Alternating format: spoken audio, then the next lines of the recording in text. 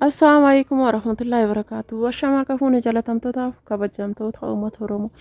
Jirra jirtu jaalallaa fi kabajaan kiyya bakkuma jirtantti simbiraa jiraatu jecha harallee gaaffii namoota baay'ee firiyyinuu fidii kan maashin uffata miiccunuu fidii akkasuma ammoo qulqulleessituu bishaanii nuuf qophiin fidii gaaffiin uummata baay'ee qaba isiniif dhufee jira. Asumaan isinillee akkuma ani gaaffii keessan hunda kabajee isinii dhufutti isinillee gaaffii kiyya naaf kabajaati naaf guutaa isiniin jedha ani fedha keessan nama hundaayyuu bakka takka guutuu hin danda'u akkasuma immoo duraa duubaan isiniif guutaa deemara fedha nama hundaa jechuudha. Isinillee asumatti fedha kiyya naa eeguudhaan subscribe like share gochuudhaan na wajjin turaa isiniin jedha. Viidiyoon kiyya yoo jaalattan keessan na dubbisuu hin irraanfatinaa. Asumaan ammoo firiijii kana isin mul'isa kun qabata isaati keessaa baasee isin mul'isa achirratti hin qabsiifama. Firiijiin qabata waan hin qabne isinitti hin fakkaatin qabata qaba firiijiin hunduu qabata qaba. Qabanni isaa asumaan as keessaan jira jechuudha akkana fakkaata. Maashaallah baay'ee bareedaadha namoonni barbaadan hojjechiifadha bitaadha isiniin jedha akkana fakkaata firiijii baay'ee isin qabadhee dhufee jira. Firiijiin amma isinitti mul'isaa kunniin ka amma akkanatti footoo keessa jiru kunni martuu hin jira. As biratti maandajaa gadda akka kanaan dura nama hedduu bitaa ture. Ka akkasiisan ta'ee lammaffaan isaa hin jira kan Addis Ababaadhaan markaattoodhaa bitanii hin jira jedhee isinitti himee jira. Inni sun kam yoo jettan isa kana jechuudha. Inni sun isa kana jechuudha. Addis Ababaarraa bitama. Wanti guutuun isaa akkuma istoofii kaanii jira garuu kwaalitii akkasiitii miti. Wanti isin beekuu qabdan haphiidhaallee darajaan isaallee qalamni isaallee hin faaqama waa baay'ee garaagarummaa baay'ee qaba. Kan ammoo na wajjin hordofaa keessaa baasee isin mul'isa. Suuqii hedduuyyuu hin jira kinu argitanii duuba isaallee akkana jira. Suuqii hunda jira jechuudha inni kun. Namni barbaadan gatiin isaallee hin qannas argitanii akka inni jiru argitanii as laala. Waa baay'ee isin mul'isa sirra wanti baay'ee wanta hubattantu jira. As biratti qalamni isaa kunneen illee irraa faaqama. Deebee haphiidha. Hanga sibiilli isaa keessa bahe kun hundumti isaa guutuun iyyuu haphiidha. Ammallee kan garaa keessaa sun jechuudha. Ka garaa keessaa kun hin jiraamis kakaanii hadiidha. Kun haphiidha. Kakaanii keessaa hin bahu kun keessaa baha sibiilli isaa kun keessaa baha.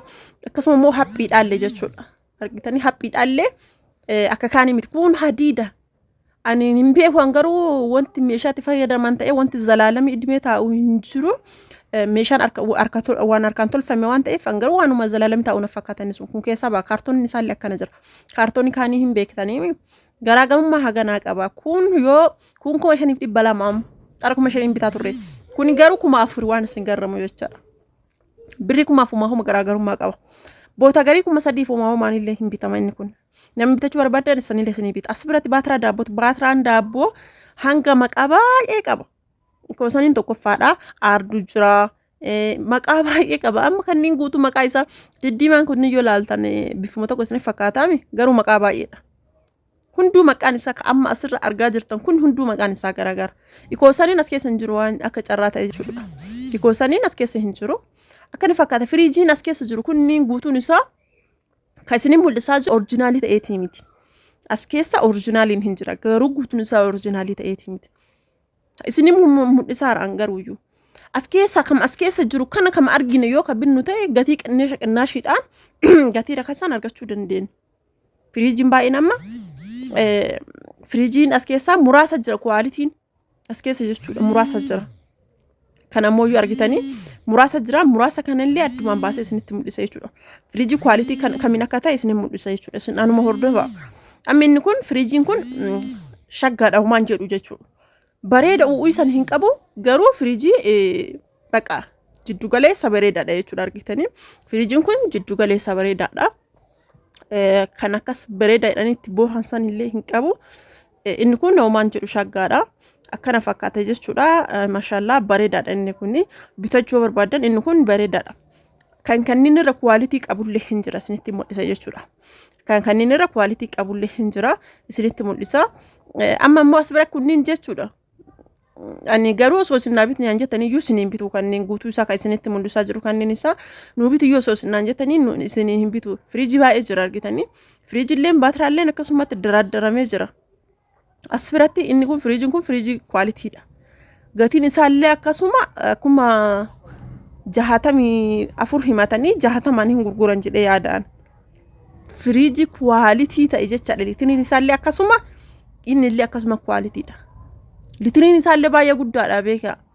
Garuu nama firiijii sirriitti guddaa barbaadu yoo ta'e nala kanaan barbaadan jedhee hin yaadu.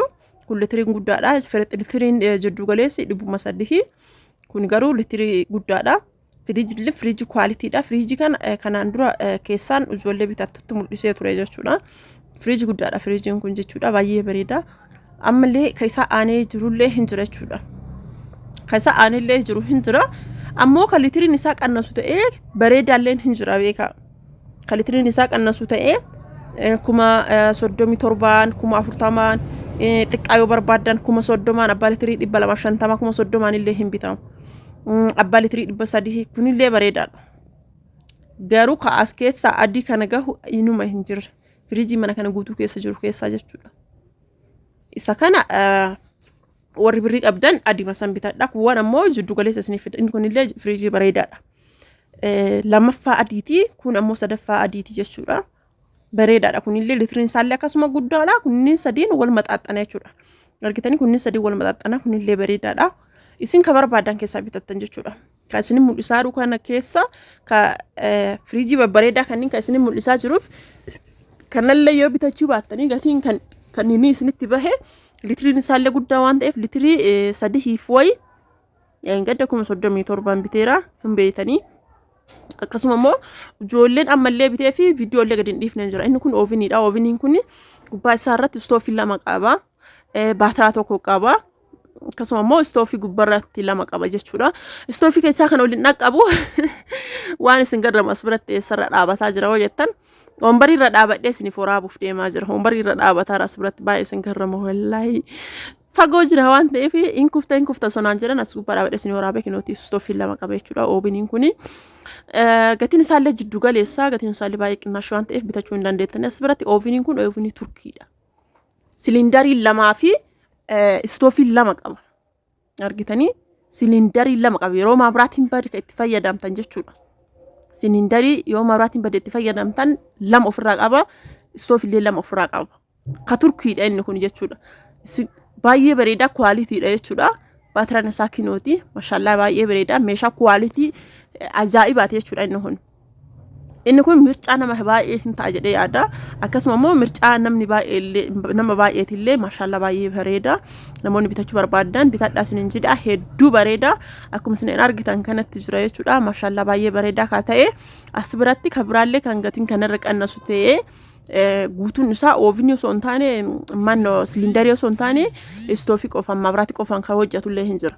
Garuu isa kana osoo bitattanii maashaallah baay'ee bareeda. Irratti qabee baay'ee si'aan uyyuu isiniif waraabee hedduu waan jaaladheef as biratti illee xallaltuu bishaanii baay'eetu iyyuu jira. Xallaltuun bishaanii baay'eetu iyyuu jira. Kan keemikaala xallaltuu keemikaalaatu jira. Kan maabiraatiitu jira baay'ee jira. Ooviniin kun hin qannasa. Kaan irra qannasa jechuudha. Garaagarummaa guddaa qaba sirrii qannasa. Inni kun guutuun isaatu istoofiidha. Kan guutuun isaa istoofii kun gatiin isaa hin qannasu. Kan Turkiitii fi kan biyya keessaa ka jedhamutu jira. Inni kun baay'ee qinnaashidha isa ka Turkiitii miti. Kun Turkii miti jechuudha. Walumaa galatti kun Turkii miti. Waan ta'eef hin qannasa. Baatiraan isaa xiqqaan tokko ka daabboo kana kun illee kinoo kan lukkuu homaa irratti xabbasan jechuudha. Akkana fakkaata isin kan barbaadanii kan isinitti tole keessa bitachuu dandeettanii kuni kan istoofiiti jechuudha. Akkuma isin argitan kana as biratti xallaltuu bishaanii jechuudha kan maabiraatii isinitti mul'isaa jira. Warroonni barbaadan meeshaa babbareedaa fi meeshaa kwaalitii illee barbaadan akkasuma ka gatiin isaa qannasu illee barbaadan hin jira jechuudha. Maashaallah baay'ee bareeda. Namni barbaadan kan keemikaalaallee bitachuu dandeettanii inni sunillee abbaa litirii 20 tura, abbaa litirii 16 jira, abbaa litirii 28 jira. Akkuma fedhe keessaniitiin jechuudha. Gatiin isaallee baay'ee qinnaashidha waan ta'eef bitachuu hin dandeettanii. Maashaallah ooviniin kun kinoo hin qannasa kan isiniin jedhisanii. Akkana fakkaata as bira deemnee maashina uffata miiccu bira dhufnee jirra. Argitanii maashina uffata miiccu bira dhufnee jirra. Maashina uffata miiccu kun darajaadhaan jira hin beektanii. As biratti ka gochuu fi kaantu jira. Hin beektanii litiriidhaan kiiloodhaan gurguramaa mire kun kiiloodhaan jechuudha. Firiijii litiriidhaa kan uffata miiccu kun ammoo kiiloodhaan gatiin isaallee akkasuma. Kaisini mul'isaa kunniin babbareedaadha jechuudha. Akkuma darajaa nama birrii ittiin bitatu maxanii namni qabu jecha daraja masanii kan gubbarra jiru kun peestaalidha. Peestaalii isaatti akkana ta'e waan ciccitee akkasinitti hin fakkaanne isiniin jedha. Guutuma isaatu banee isiniin mul'isaan. Hunduma isaayyuu banaa isiniin mul'isaa kun kurreen isaa irraa bahaa. Asirratti hin galle waan ta'eef banaa isiniin mul'isa guutuma isaayyuu jechuudha. Kiiloo isaatiin namni barbaadan kiiloo isaatiin isinii bituu hin danda'a. Namni kiiloo guddaa barbaadu akkasumatti kan kiiloo xiqqaallee barbaadu akkasitti isinii bituu hin danda'a. Gaaffii namni hedduu nuu biti maashina uffata miicuu akkasuma firiijii qallaltuu bishaanii gaaffii nama hedduu jechaadha. Taramaan isin qabadhee dhufa akkanatti maashaallah baay'ee bareeda. Eessa jirtaa eessa jiraattaa namni naan jettan an ka jiraadhu Shaashamanneedha. Garuu naannoo isin barbaadan guutuu isiniif geessa jechuudha. Arsii lixaa Shaashamannee jiraadha. Boota isin barbaadan guutuyyuu isiniif geessa. As biratti ammoo lakkoofsa bilbilaa kennuu namni jettan lakkoofsa bilbilaa kee gubbaa irratti isinii adada viidiyoo gadhiisuun isinii maxxansee jira. Namni ammoo haga xumuraallee dhageeffattan isinitti hima jechuudha. Lakkoofsa bilbilaa kee Duwwaa 972 Duwwaa 25 Telegiraamilleen kanuma, Iimoolleen kanuma, Waasaapilleen kanuma. Namoonni dhuftanii silkii namarraan kaaftuu maalidha naan jettan silkii yoo kaase nam tokkicha bichaa wajjin haasa'uu danda'a.